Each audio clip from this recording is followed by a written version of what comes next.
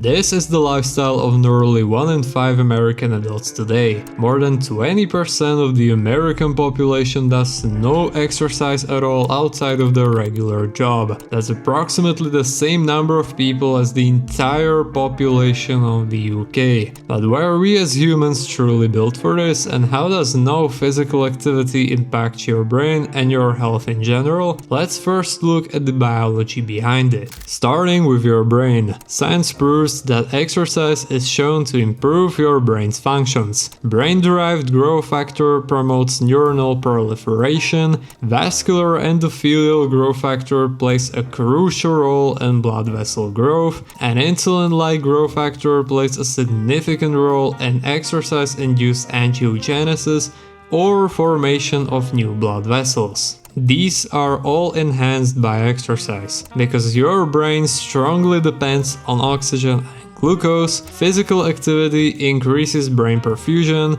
or delivery of blood to your brain through blood vessels. With improved neuroplasticity, these changes enhance your learning and increase your capacity to learn. And as we age, all of this becomes even more important. Now, what do I mean by that? Patients with Alzheimer's disease have shown improved mood and cognition with exercise. Children with attention deficit hyperactivity disorder improve in attentional resource allocation or brain distribution of mental energy. And individuals and patients suffering from conditions such as anxiety or depression responded very positively to exercise. And for that cherry on top, physical activity reduces the risk of just breast cancer, colon cancer, obesity, type 2 diabetes, cardiovascular disease, stroke, cognitive decline, mood disorders, and many more. But how does all of this work? What is your body's response to the absence of physical activity?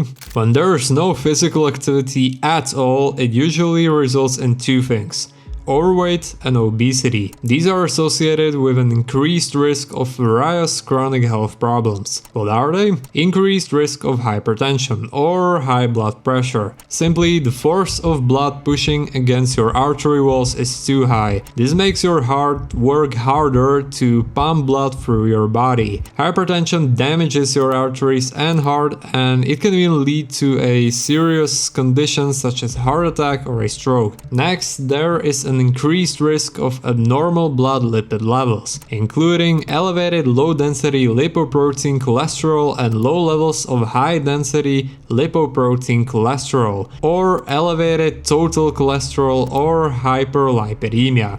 Alright, let me simplify it for you. Let's think of cholesterol as a fat traveling in lipoprotein cars through your blood. Starting with LDL cholesterol or bad cholesterol, imagine a huge truck or several cars that just broke down, blocking a traffic lane. It makes it harder for your blood to get through. On the other hand, HDL or good cholesterol transports cholesterol to your liver, which removes it. So this is like a tow truck that removes all the broken down cars from the traffic lane. It clears the way for your blood to get through. And untreated high cholesterol can lead to this. There is also type 2 diabetes, where obesity is the primary driver. Your pancreas makes a hormone, insulin. Imagine insulin as a key that lets blood sugar into cells for energy use. But if you have type 2 diabetes, cells don't respond normally,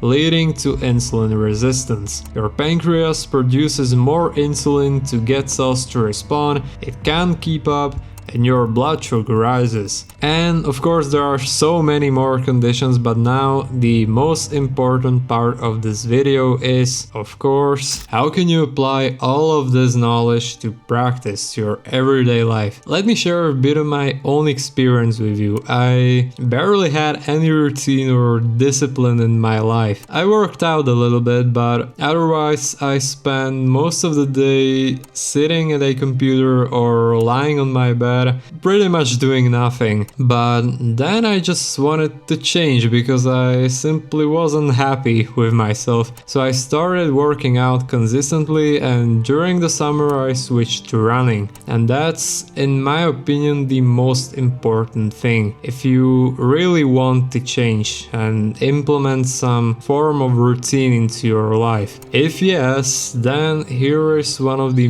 most repeated phrases ever, but well, it's true. Just start, explore, try out and find something you enjoy and can stick with. Focus more on your diet, as it is the most critical factor in weight loss. If you find some physical activity you truly love to do, then you've already won, because you cannot beat fun. Straight up with you, the beginning will be tough and you'll probably be like, screw it, this is not for me. Try to stay consistent, you're doing it for yourself and your health. But it's also very important to be forgiving of yourself and not feel guilty when you from time to time eat something unhealthy. Definitely not speaking from my own experience. Unfortunately, this tends to be overlooked. I'm not a coach or nutritionist by any means, so I'd rather not tell you exactly what you need to do. Just remember one thing: humans were built to move, and you're not an exception. Stay strong and take care.